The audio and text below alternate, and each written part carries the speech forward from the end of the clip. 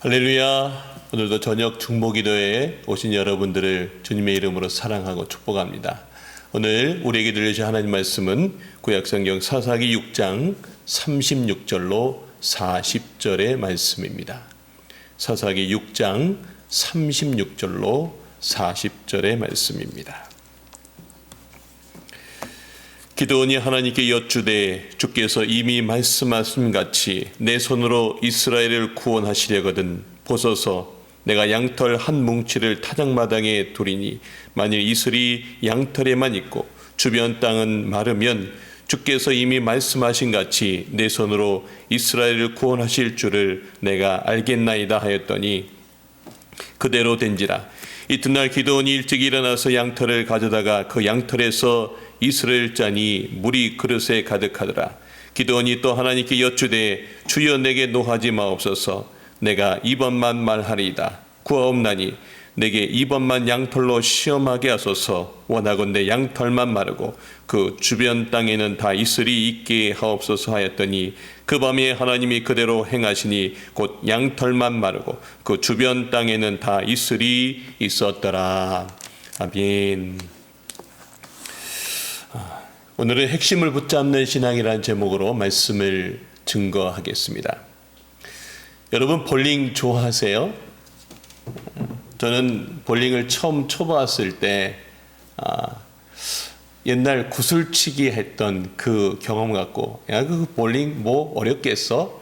하면서 아주 쉽게 생각하면서 볼링을 처음 입문했습니다. 그런데 막상 볼링을 처음에 그렇게 쳐봤는데 그리 간단하지 않았습니다.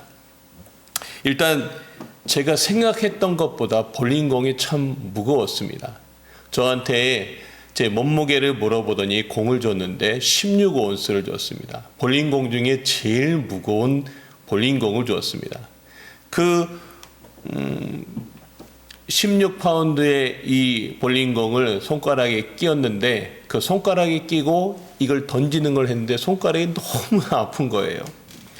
그래서 온몸이 정말 이거 어떻게 해야 되나 했는데 이 공을 던졌는데 손도 아프고 몸도 휘청휘청 되면서 구슬치기랑은 전혀 다른 것임을 알 수 있었습니다. 두 번째는 마음먹은 대로 그 공이 가진 않습니다. 제 생각엔 정확히 정 가운데 딱 던졌는데 공이 던지기만 하면은 옆으로 그냥 그 수렁으로 계속해서 양쪽 끝에 빠지기가 일쑤였습니다. 무엇보다 스텝이 꼬여갖고 잘 이루어지지 않았습니다. 그때 오랫동안 볼링을 치신 분이 저에게 이렇게 말씀해 주셨습니다. 목사님은 욕심을 부리니까 안 되는 겁니다. 핀을 부숴버린다는 마음으로 힘만 갖고 던지는 게 이게 볼링이 아닙니다. 볼링은 한 점 한 점 싸움입니다. 1번 핀과 3번 핀 이 사이를 스피드를 싹 주어서 정확하게 그 한 점을 맞추기만 하면 뒤에 있는 모든 핀이 그래서 10개의 핀이 다 넘어집니다. 저는 그 얘기를 듣고 그래 정말 그렇구나. 저는 이것을 듣고 엄청난 충격을 받았습니다. 볼링이란 힘의 싸움이 아니고 한 점 싸움이다라고 하는 것을 깨달았어요. 즉 핵심의 기본을 정확하게 치기만 하면 나머지는 다 알아서 해결된다는 것입니다. 이것은 신앙적으로도 마찬가지입니다.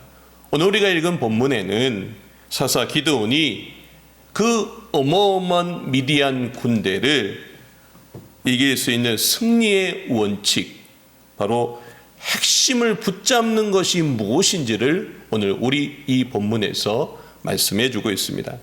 오늘 본문은 사사 기드온 그는 300명으로 그 300명의 이스라엘 군대를 통해서 이 국가적인 위기에서 그 위기를 넘기는 참 귀한 영웅이 되었습니다.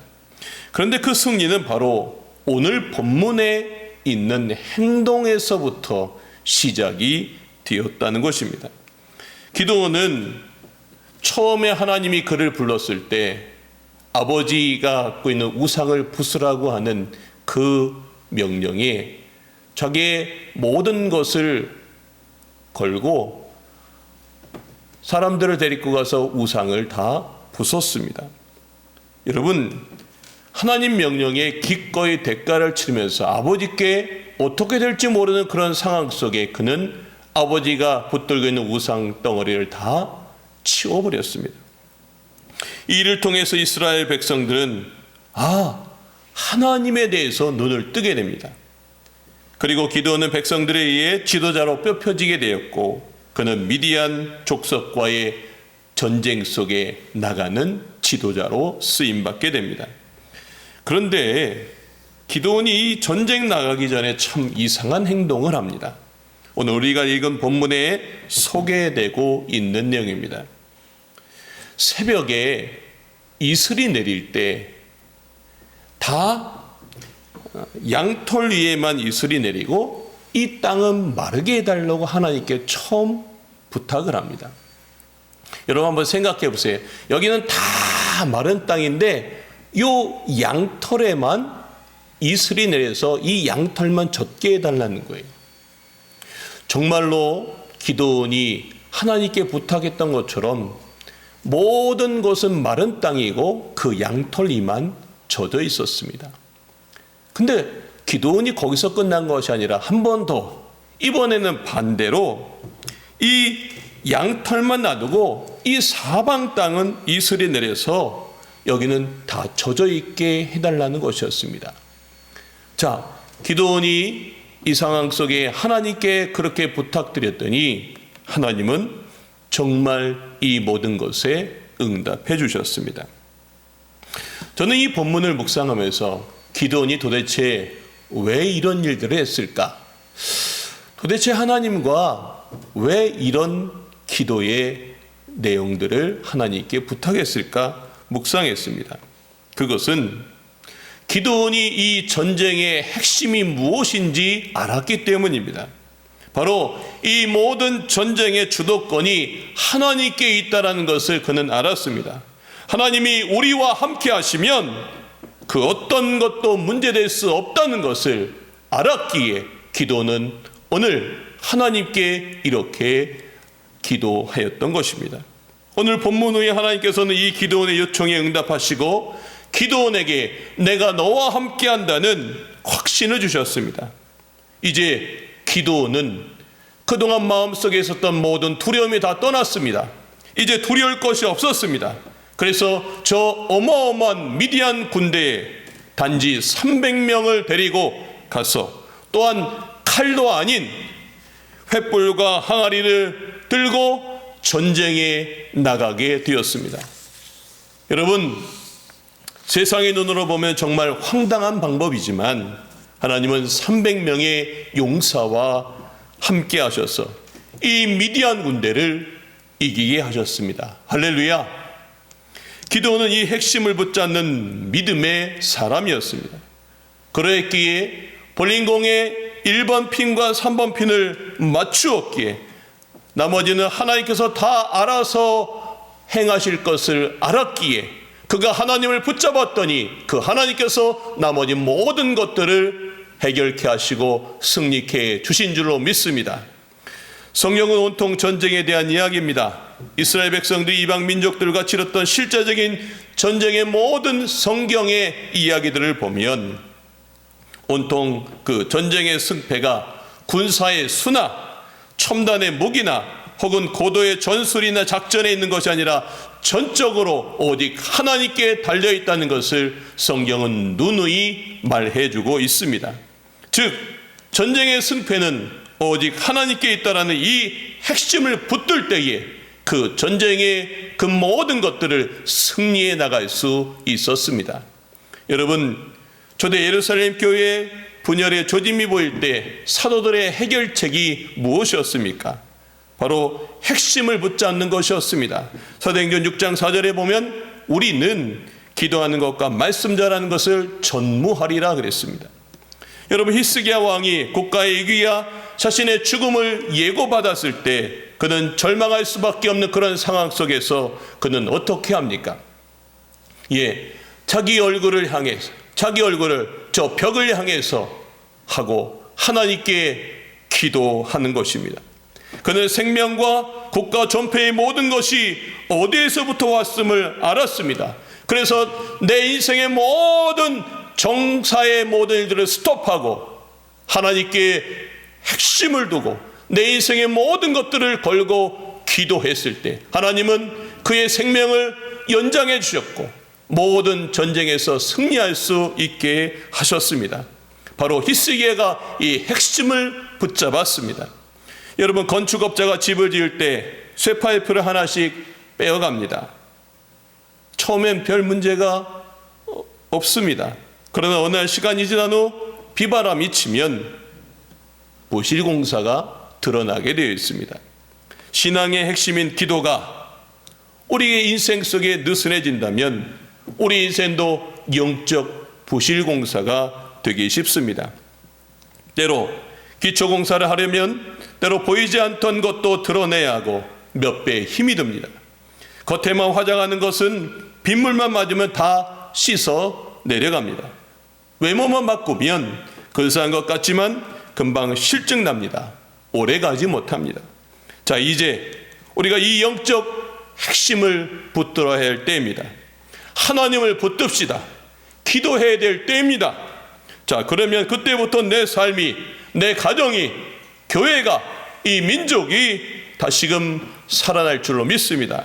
그래서 기도가 힘들어도 해야 합니다. 고달파도 여러분 돌아가면 안 됩니다. 새길로 가면 안 됩니다. 좋은 교회는 어떤 교회입니까? 바로 이 기도의 기초공사가 튼튼한 교회입니다. 오늘 우리가 이 밤에도 저녁 중보기도를 하는 이유도 바로 이런 이유입니다. 이 기초공사를 튼튼히 하는 것이 우리 삶을 반석 위에 세우는 것입니다. 코로나19의 세상 참 힘들고 어려운 것 같습니다. 마치 미디안 군대가 있는 것 같은 상황입니다. 오늘 기도원의 하나님이 우리와 함께 하십니다. 그 기도원의 하나님이 바로 여러분과 함께 하시고 우리 이 민족과 함께 하십니다. 여러분, 우리가 비록 작은 300명의 용사 같아 보일지라도 핵심인 하나님을 붙들고 이 밤에 기도할 때에 우리에게 새로운 소망의 삶으로 또 우리의 인생을 다시금 승리하게 해 주실 줄로 믿습니다. 이 믿음을 갖고 오늘 이 밤에 기도하며 여러분의 삶의 모든 문제 가운데 승리하는 모든 성도님들 되시길 주님의 이름으로 축원합니다. 이제 앞에 있는 화면을 보시고 함께 기도하도록 하겠습니다. 첫 번째는 코로나19의 종식을 위한 공동 기도문입니다. 우리 함께 같이 화면을 보시고 읽겠습니다. 시작. 하나님 아버지, 코로나19의 세상이 참 힘들고 어렵습니다. 마치 수많은 미디안 군대가 있는 것 같은 상황입니다. 오늘 이 시간 기도원과 같이 우리 인생의 핵심인 하나님을 붙잡습니다. 우리가 비록 작은 300명의 용사 같아 보일지라도 하나님께서 우리를 도와주실 줄로 믿습니다. 이 땅 위에 코로나 바이러스가 완전히 종식되게 하시고 학생들은 등교하여 공부할 수 있는 여건이 마련되게 하시고 기업들은 경기가 회복되고 소상공인들은 다시금 활기를 되찾게 하시고 교회가 자유로이 모이며 예배할 수 있도록 도와주시옵소서. 예수님의 이름으로 기도합니다. 아멘. 이제 두 번째 기도입니다. 우리 교회 리모델링을 위한 공동 기도문입니다. 이제 리모델링이 계속해서 잘 진행되고 있는데요. 여러분 함께 더욱더 함께 기도해 주시길 바랍니다. 앞에 있는 화면을 보시고 함께 같이 기도하겠습니다. 시작. 하나님, 우리 꿈마렐린 교회에 귀한 기회를 허락하여 주시니 감사합니다. 리모델링이 단지 건물만을 새롭게 하는 것이 아니라 새로워진 성전과 함께 우리 교회의 비전도 새로워지고 성도들의 마음도 새로워지게 하여 주시옵소서. 그래서 이 시대와 지역 가운데 맡겨진 사명을 조금도 부족함이 없이 감당하는 교회가 되게 하여 주시옵소서. 건축위원장과 위원들에게 지혜를 주시길 원합니다. 순간마다 잘 생각하고 판단할 수 있는 분별력을 주시고 하나님이 주시는 지혜로 모든 과정들을 진행해 가도록 붙들어 주시옵소서. 무엇보다 리모델링이 기도로 진행되기를 원합니다. 모든 성도들이 이 일에 마음을 모으게 하시고 기도로 시작하여 기도로 마무리되는 공사가 되게 하여 주시옵소서. 이제 철거 작업을 진행하고 있습니다. 모든 작업들 안전하게 지켜주시고 순조로이 진행될 수 있도록 하나님이 함께 하여 주시옵소서. 하나님이 함께 하실 줄 믿으며 예수님의 이름으로 기도합니다. 아멘. 이제 마지막으로 여러분 각자 개인의 기도 제목을 붙들고 함께 기도하고 오늘 기도회를 마치도록 하겠습니다. 오늘 주신 말씀 붙들고 우리 뜨겁게 주여 한번 외치고 통성으로 기도하며 기도의 시간을 마치겠습니다. 주여